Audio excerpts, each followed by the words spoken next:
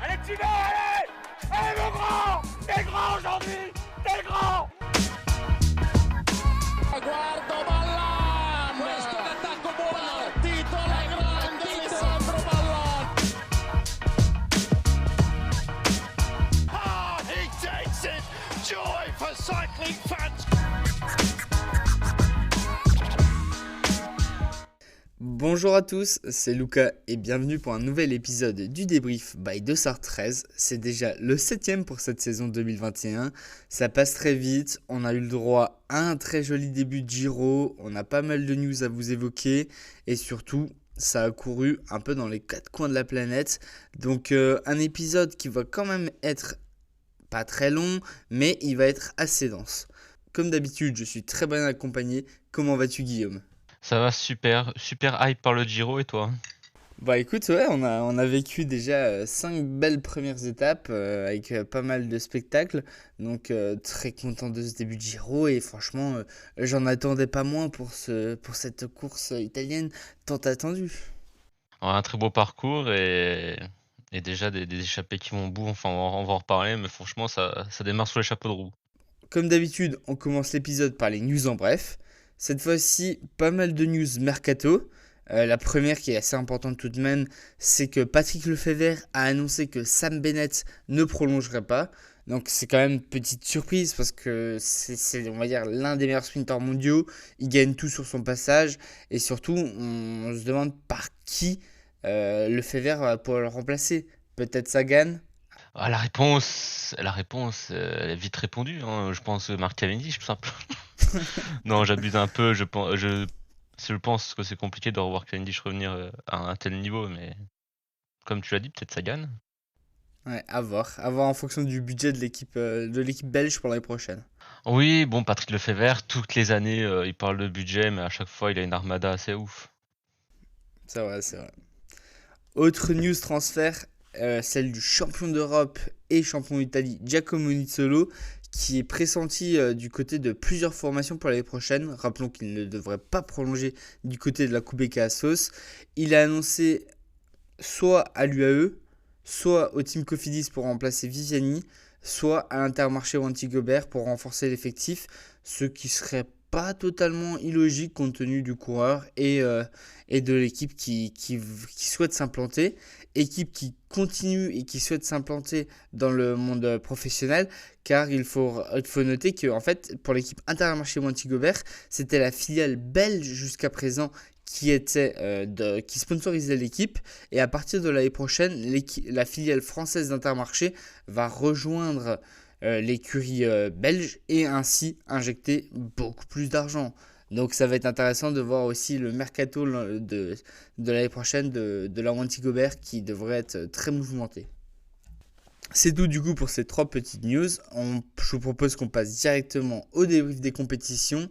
Et avant de revenir sur le Giro, on va faire un petit saut sur le Tour de Romandie. Ouais, Tour de Romandie qui commence sur un prologue, pas de concurrence pour Nios, j'ai envie de te dire. Triplé avec Juan Dennis vainqueur, ensuite Thomas, ensuite Richie Porte. Je veux dire de plus, bravo Ineos, hein. Ils ont littéralement bu la concurrence. Et le lendemain, du coup, sous la pluie, énième victoire de Peter Sagan sur le Romandie. Pour lui, c'est un peu comme à la maison. Je crois qu'il gagne quasiment tous les ans. Il a failli remporter une fois le classement général. Si je dis pas de bêtises, ça se trouve, il l'a même gagné. Et on a eu le droit surtout à un sprint totalement loupé de Colbrelli qu'il a lancé à 300 mètres. Donc l'Italien a su quand même trouver les ressources nécessaires pour remporter l'étape le lendemain, où il a remporté vraiment pareil au sprint, mais un sprint bien plus facile, on va dire entre guillemets, parce qu'il n'était plus qu'une trentaine d'unités, et surtout il a réussi à passer, on va dire, les dernières difficultés, et ça, chapeau l'artiste. Et tout de même 4ème place pour Clément Champoussin, qui préparait le Giro, et il a fait des belles placettes, donc de bon augure pour la 2e et 3e semaine du Giro. Encore sous la tempête romande, cette fois-ci pour la 4ème étape, enfin la 3e compte tenu du prologue. Cette fois-ci, c'était la victoire en solitaire de Marc Soler. Il a fait un sacré numéro dans le final. Et moi, ce que je retiens surtout de l'étape, c'est le vol qu'a effectué Stefan Kung. Il a voulu virer dans un virage sur la bande blanche et il s'est envolé. Oui, Il a fait de l'aquaplaning. ouais, heureusement sans dégâts. Ensuite, on passe à l'étape reine le samedi qui a été marquée par un très beau duel entre Woods et Geraint Thomas, mais surtout sa boîte peu commune. On voit pas souvent des chutes comme ça. C'est vrai que la route paraissait très glissante, mais fallait pas lâcher les cocottes. Et ensuite, on a vu un Ben O'Connor très en forme puisqu'il s'empare du coup à cause de la chute de la seconde place et il continue d'impressionner pour son passage chez AG2R. Et enfin, dernière étape, le chrono de Fribourg. Ce fut l'étape décisive pour le général. Au pied du podium sur le prologue, Rémi Cavagna s'impose enfin sur un contre-la-montre d'envergure, devenant un top coureur mondial, maintenant on peut le dire. Et Geraint Thomas récupère le jaune et s'impose devant son coéquipier Porte et un certain Fausto Masnada. Ouais, du coup, le Tour de Romandie, comme à son habitude, on va dire pas de grosses surprises et surtout très bonne préparation pour le Giro. Très bonne préparation pour le Giro que Geraint Thomas ne fera pas, ni Richie Porte. Donc, non, mais ça a été une bonne course de préparation, comme on l'a évoqué sur l'épisode de preview, par exemple, pour des gars comme Marc Soler. Donc non, c'est comme d'habitude, les courses en Suisse, on va dire d'un point de vue météo, c'est souvent très compliqué, mais ça reste de très belles courses. On a eu le droit à du spectacle, ça c'est sûr. Allez, je te propose qu'on part maintenant sur le Giro, la partie que tout le monde attend. On a eu le droit à un début de Giro en fanfare, des vainqueurs inattendus, du storytelling ou encore des belles attaques entre favoris. On part vraiment sur de très bonnes bases. Donc je te laisse prendre la main, on va dire, pour nous parler du chrono. Alors la première étape, bon, c'est peut-être la seule étape sans surprise pour l'instant, avec un Filippo Ganna qui était attendu au tournant et qui s'empare du maillot rose. On le sentait un peu moins en forme sur le Tour de Romandie, avec une cadence de pédalage différente des habitudes sur le chrono. Bon, il a mis tout le monde d'accord et il décroche le premier maillot rose de ce Giro. Et derrière, on a eu des grosses performances avec Affini et Tobias Foss.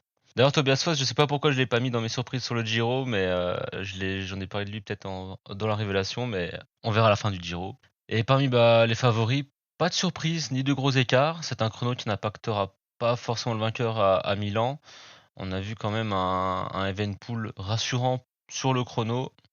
Et ensuite, sur la seconde étape, qui était destinée aux sprinters, Tim Merlier a fait un sprint très costaud. Franchement, les sprinters derrière, t'as l'impression qu'ils n'ont jamais pu lancer leur sprint. Et c'est vrai qu'on a eu le droit aussi à une petite masterclass de Gaviria et Molano. Les deux coéquipiers ont failli se mettre au sol. Et merci aux Oria pour les barrières solides, parce qu'on a vu Gaviria, rouler, on va dire, sur les barrières avec son épaule. Un manque de communication, je sais pas, mais ça aurait pu très mal finir. Non mais comme tu l'as dit, Tim Merlier, son accélération, ça se voit qu'il faisait du cyclocross. Parce que l'explosivité qu'il a eu quand il a lancé son sprint, on savait que personne ne pouvait, on va dire, le surmonter. Oui, on a vu que les sprinters avaient déjà du mal à prendre sa roue, donc pour le déboîter, c'était impossible. Sur la troisième étape, on a eu la très belle surprise et on va dire, on savait déjà que ça allait être un joli duel entre l'échappée et le peloton. Et on a eu la victoire spectaculaire de Taco van der Hoorn qui vient débloquer les compteurs pour l'équipe Wanty pour cette saison 2021. La première victoire pour l'équipe belge sur un grand tour. Et il a su résister au retour du peloton. C'était un profil assez casse-pattes. On l'a vu souvent à l'attaque depuis le début de saison, notamment sur les classiques belges. Je me souviens qu'il était souvent en échappée. Et franchement, on ne s'attendait pas à autant de suspense. Et franchement, le début du Giro qui nous régale dès cette troisième étape. Au sprint, si je dis pas de bêtises, derrière, c'est Chimolai qui règle le peloton, qui fait un très joli sprint, qui devance Peter Sagan et Viviani. Et surtout, on va dire, l'étape la plus marquante, on va dire, de ce début de Giro, c'était la quatrième étape. Un peu à l'image de la Volta, des deux dernières Volta, le Giro, il a décidé de mettre en place des étapes compliquées dès les premiers jours. Et c'est pour notre plus grand plaisir. On va dire que ça a été quand même une journée catastrophique pour les organismes d'un point de vue coureur, avec de la pluie, 7-8 degrés tout au long de l'étape. Il devait y avoir 3500 mètres de dénivelé positif, parce que tout le long de l'étape, ça faisait monter-descendre. C'était un final assez dur, avec des passages à plus de 20%, on s'y attendait vraiment pas. Il y a eu une belle échappée de 25 coureurs qui a pris le large, et une poignée ont réussi à jouer la victoire et la prise du maillot rose. Après un joli numéro des gars de la Wanty, encore une fois, avec Quinten Hermans et Rein Taramae, c'est finalement Joe Doronsky qui ressuscite entre guillemets et qui vient remporter une belle victoire d'étape. Et il s'impose devant Alessandro De Marchi qui récupère le maillot rose. Et pour moi, c'est un Grégario de luxe qui est tout le temps à l'attaque, qui a, on va dire, une carrière bâtie, on va dire, sur ses échappées, qui passe souvent très près de la victoire. Et franchement, c'est des gars comme ça qui nous font vibrer à regarder le vélo. Donc c'est totalement mérité, de mon point de vue, qu'il prenne le maillot rose, et je suis très content pour lui. Et je pense qu'il peut le garder en vrai, même si l'écart est assez faible, il peut le garder quelques jours. Joli placement également de Fiorelli, Walter et Nicolas Hedek, qui sont également les survivants de l'échappée. Et je te propose qu'on passe rapidement maintenant du côté des favoris. On a eu le droit, même dans la dernière côte avec le Colle Passerino, on a eu le droit à une belle attaque de Ciccone qui a bien su anticiper au bon moment. Ciccone, calme-toi. On va pas monter un col tout de suite. Pas de podium, s'il te plaît. Non, mais ça fait plaisir de le voir. Après, on va voir s'il tient sur 3 semaines. À voir, c'est ça la grande inconnue. On sent quand même qu'il en a envie, mais il n'a pas la patte tranchante, il n'a pas l'accélération tranchante. Donc à voir vraiment ce que ça va donner, on va dire, en 2e et 3e semaine. Après là, il a su bien anticiper. Landa derrière, il a fait rouler son équipe avec notamment Bilbao et Caruso. D'ailleurs, Caruso qui est plus protégé que Bilbao, c'est assez marrant quand même. Landa qui fait exploser le groupe des favoris. On retrouve seulement Bernal qui a vraiment l'air très très très fort. Hugh Carty et Alexander Vlasov dans le premier groupe. Et franchement, Bernal, j'étais un peu en mode ouais, son dos, ça a l'air de vraiment gêner et tout. Et là, il arrive sur le Giro, frais comme un gardon. Il a l'air d'avoir aucune douleur. Il va sûrement me faire mentir, on va voir. Ouais, je crois que je l'ai mis en vainqueur du Giro, non ? Ouais. Ouais. Et du coup, on va dire pour les coureurs qui ont perdu un peu de temps, il y avait Evenepoel, Formolo, Martin, Bardet et Yates qui franchissent une quinzaine de secondes derrière les premiers coureurs qu'on a cités. Et on va dire c'est les coureurs qui étaient plus en difficulté. On retrouve des coureurs comme Nibali, Emmanuel Bourgman, Jay Hindley, Marc Soler, Bilbao ou encore Sivakov. On va dire c'est un peu plus compliqué pour eux. Après, ça reste la première arrivée, on va dire entre guillemets, en ascension. Donc rien n'est décidé. Le Giro est encore très long. Mais il y a des premiers enseignements à tirer tout de même. Et pour les coureurs déjà out du général, on pense notamment à Bokemolema, à Joao Almeida qui a totalement explosé dans le final. Il a pris je crois 4 ou 5 minutes en autant de kilomètres. Et Clément Champoussin, certes on savait qu'il ne jouerait pas le général, mais on pensait tout de même qu'il tiendrait un peu mieux. Mais surtout il a dû sûrement perdre du temps pour pouvoir se glisser dans les échappées dans les prochains jours. Oui, ouais, c'est pour revenir un peu sur Almeida. C'est vrai que il tient moins bien qu'un Nibali qui s'est quand même blessé assez sérieusement il y a quelques semaines. Et on sait bien que ces dernières semaines, Nibali n'a pas pu non plus s'entraîner au max qu'il aurait aimé. Mais Almeida, ouais, explosion totale. Franchement, c'est vraiment la première surprise. Et on s'attendait pas forcément à lui parce que sur les courses d'une semaine, il n'était pas non plus incroyable, mais il était présent, quoi. Oui, et surtout, on s'attendait quand même qu'il tienne, compte tenu du chrono qu'il a sorti, où il vient chercher la 5e place, si je dis pas de bêtises, 4e ou 5e place. Donc on s'attendait peut-être à mieux, quoi. Mais après, là au moins la hiérarchie est claire. Ça va être tout pour Evenepoel. Donc à voir ce que le Belge va faire sur 3 semaines. Faut rappeler que c'est son premier grand tour. C'est un peu l'inconnu autour de ce... En tout cas, il semble être en forme. Après, pareil, Evenepoel, il a toujours été monstrueux sur une course d'une semaine. Le Giro, c'est bien plus que ça. Donc à voir, hein, parce que l'année dernière, on avait bien vu Joao Almeida, d'ailleurs son coéquipier, qui avait été monstrueux sur les 10 premiers jours et qui avait craqué, on va dire, en fin de Giro. Et pareil, ils ont un peu le même type de profil. Donc certes, un c'est un extraterrestre et l'autre il est un peu plus humain, entre guillemets. Mais certes, Almeida c'était quand même la surprise de ce début de Giro. On s'attendait vraiment pas à ce qu'il craque. On vous évoquait juste avant la très belle performance de Mikel Landa sur la 4e étape. Malheureusement, la 5e étape, avec l'arrivée près de Rimini, a totalement changé la donne, puisque Joey Dombrowski n'a pas vu le signaleur. Il l'a percuté assez lourdement et malheureusement, la balle perdue pour Mikel Landa qui chute lui aussi lourdement et qui doit malheureusement abandonner. On sentait le Basque vraiment en forme et malheureusement fin de Giro. Donc les espoirs de la Bahrain Victorious maintenant résident plus en Damiano Caruso qu'en Pello Bilbao. Mais punaise, c'est dommage parce que là on sentait vraiment que c'était l'opportunité ou jamais limite pour le Basque. Et sinon, arrivé au sprint, cette fois-ci victoire de Calibi One qui a lancé à la perfection son sprint. Et malheureusement pour Giacomo Nizzolo, encore une seconde place.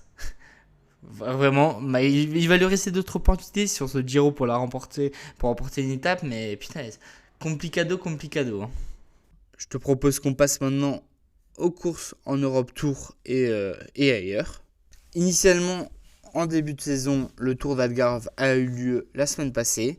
On a eu le droit à une très belle prestation de Sam Bennett, qui a été sans concurrence sur les deux arrivées au sprint, grâce à un Michael Morkov parfait comme d'habitude. Par contre, faut qu'il arrête de sprinter les mains sur les cocottes, hein, parce que de 1 c'est dangereux et de 2 c'est vraiment pas esthétique. Hein. Il fait passer les autres pour un cadet, en plus de ça, donc un peu de respect, s'il vous plaît. On a également eu la très belle prestation de Ethan Hayter, qui s'impose au sommet de Foy sur la 2e étape. Faut rappeler que c'est un classe 1998. Il fait déjà des très belles performances en ce début de saison et même l'an passé pour son passage chez les pros. Et je pense que s'il n'explose pas dès la fin de cette année, je pense qu'il explosera sur le devant de la scène en 2022 parce que vraiment c'est un gamin, il a un potentiel monstre et il est surtout très très fort. Hein. Malheureusement, il a vu ses rêves de victoire sur ce Tour d'Algarve s'envoler sur le contre-la-montre de la 4e étape, où le jeune Britannique a lourdement chuté. Il a réussi quand même à terminer, je crois, 8e du chrono, donc quand même une belle perf. Mais son matelas d'avance qu'il avait pour le général, il l'a perdu. C'est Kasper Asgreen d'ailleurs qui remporte le chrono. Monstrueux sur tous les terrains, hein, le Danois, on va pas se mentir. Il l'a remporté devant Raphaël Reiss et les Frenchies Benjamin Thomas et Thibaut Guernalec. Sur la dernière étape, c'est Elie Gesbert qui l'a remporté, qui ressuscite après sa lourde blessure l'an passé. On reviendra un peu plus en détail après, mais surtout il a réussi à devancer l'armada portugaise du FC Porto, avec Joao Rodriguez, Johnny Brandao, Amaranto Antunes. Vraiment, les équipes portugaises, à chaque fois que c'est à domicile, franchement c'est n'importe quoi. Ils montent à une vitesse, ils sont tellement forts. Et au final, Joao Rodriguez remporte le général. Hein. Il a seulement 26 ans. C'est un crack de Porto. Il a fait quasiment toute sa carrière là-bas depuis 2016. Il a seulement 26 ans.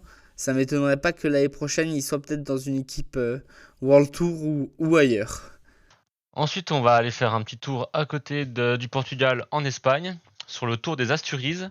Plateau peu relevé, on a pu apercevoir quand même de belles surprises, ou encore des leaders qui ont pu se refaire à la cerise, comme un certain Nairo Quintana qui s'est imposé en solitaire sur la première étape, en espérant que ça lui fasse grand bien et qu'il retrouve toute sa splendeur, comme son début de saison de l'année dernière.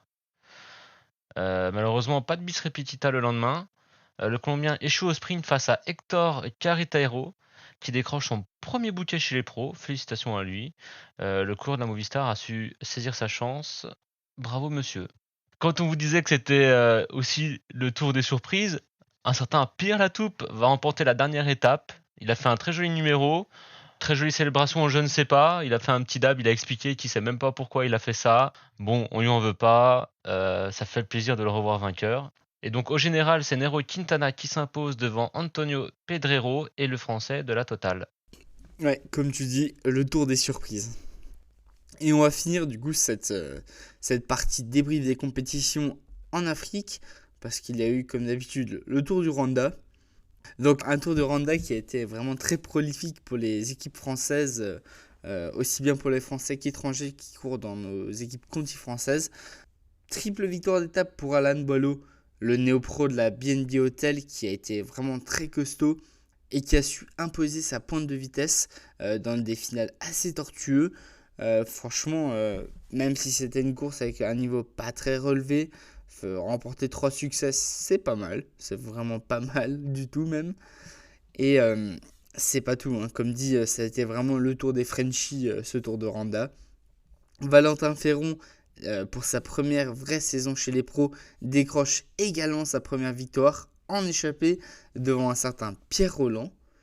Pierre Rolland qui décrochera quelques jours plus tard un succès incroyable où il a fait plus de 100 km en échappée pour remporter, on va dire, l'étape reine. Et dernière étape, sur la 8e étape, on a eu Christian Rodriguez, la recrue, l'Espagnol de la Total Direct Energy, qui fait coup double en remportant le chrono et le général. Il était déjà porteur du maillot jaune et franchement il offre le général et conclut une très belle semaine pour l'équipe vendéenne de Jean-René Bernaudot. Conti françaises se sont régalées pendant une semaine, elles vont faire le plein de confiance, ça va vraiment lancer leur saison pour certaines, donc ils se sont fait plaisir. Hein.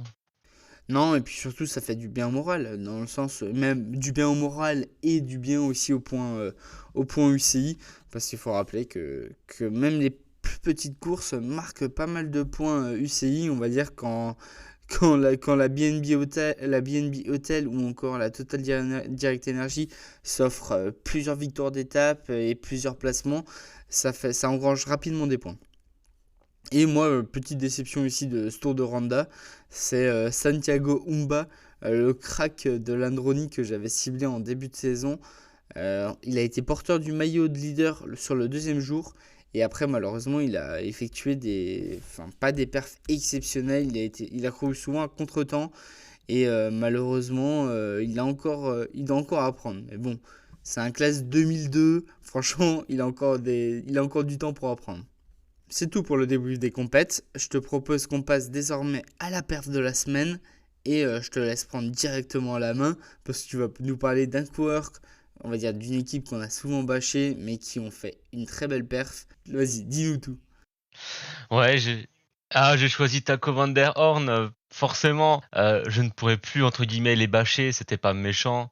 Mais c'est vrai que c'était souvent Wanty Gobert, c'était souvent ma cible. Mais quelle première victoire!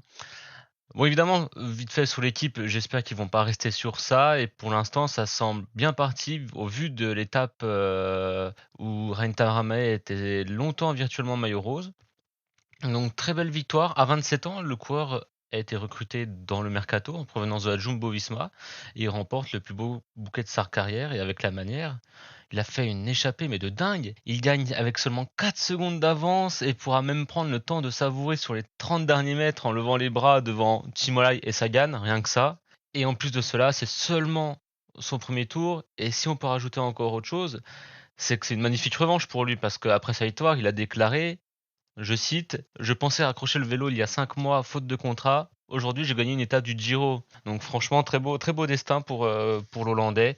Très mérité et j'espère que ça va débloquer l'équipe belge, ça va la libérer en gros, ils peuvent aller chercher d'autres succès et j'ai hâte de voir la suite du Giro parce qu'ils ont commencé ce grand tour sur les chapeaux de roue, discret toute la campagne des classiques, assez discret, pas trop de résultats retentissants et là ils arrivent au Giro et ils mettent un coup de marteau quoi, donc ça me fait plaisir et il faut savoir reconnaître que des fois je les pointais du doigt.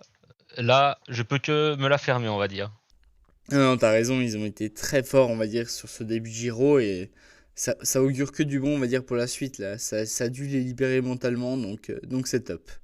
T'as parlé juste avant de destin, on va dire, d'incroyable destin avec avec Taco van der Hoorn. Moi, je vais vous parler d'Incroyable Destin également avec Elie Gesbert. On se souvient tous, on va dire, de sa grosse chute l'an passé sur le trophée au Palma où il s'était fracturé, on va dire, la rotule. Cette saison, il est revenu petit à petit à son meilleur niveau. Il s'est bien rétabli de sa blessure et il a réussi à décrocher enfin un nouveau bouquet après sa victoire en 2017 sur le Tour du Limousin. Et franchement, il est en train de nous sortir quand même une belle saison, une très belle saison XXL avec déjà 6 top 5. Il progresse constamment et dans la continuité de ce qu'il montre, pour moi, ça peut être un prétendant, on va dire, pour le titre de champion de France sur un parcours très dur qui aura lieu dans les Vosges. Pourquoi pas, il a une bonne pointe de vitesse, il a une très bonne explosivité. Donc c'est vraiment encore à surveiller. Et surtout, ça va être un gars également à surveiller sur le Tour de France. Parce que logiquement, il devrait le faire au vu de sa forme et de ce qu'il a prouvé. Donc j'attends de le voir et ça peut très bien être par exemple un porteur du maillot à poids ou un vainqueur d'étape à surprise. Donc déjà félicitations à lui parce qu'il revenir de la sorte après une blessure aussi grave, faut déjà avoir un mental et une abnégation incroyable. Donc franchement chapeau l'artiste et que ça continue comme ça quoi, parce qu'il est encore assez jeune, il s'est en classe 95, il va sur ses 26 ans. Mais ça lui laisse, on va dire, encore 10 belles années devant lui. Hein, donc. Tout à fait. Comme tu dis, depuis le Tour de Catalogne, on voit qu'il monte en puissance et c'est logique qu'il vienne gagner là. Et ça sera logique de le voir sur le Tour de France. Il est passe-partout. Je suis hype de le voir sur le prochain tour et comme tu dis, ça me surprendrait pas qu'il remporte une étape.